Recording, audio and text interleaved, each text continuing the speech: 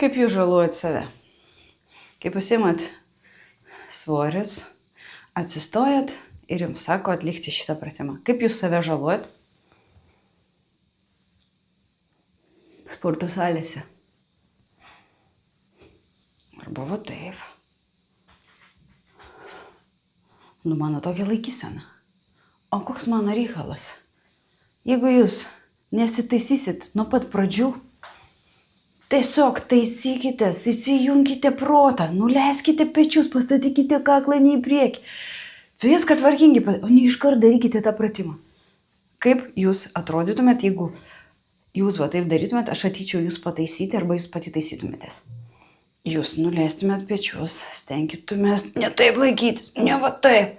Nubandytumėt taip save įstatyti, kaklą nekišti, atstatyti, laikyti čia tos jausmas mandariną, sulenkti rankas, o netiesios.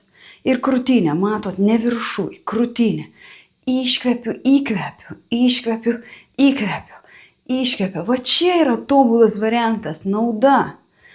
Jeigu darysit va taip, kiekvieną kartą kilsit, taisykitės, nuleidot ir vėl krūtinė, po krūtinė yra jūsų alkūnės.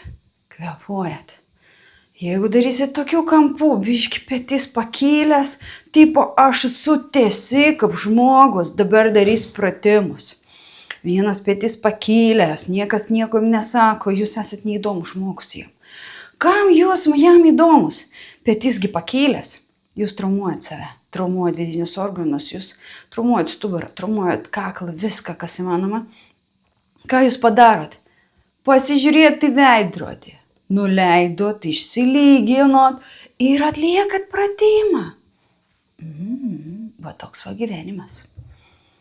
Per sąmonę, per žinias, per girdėjimą.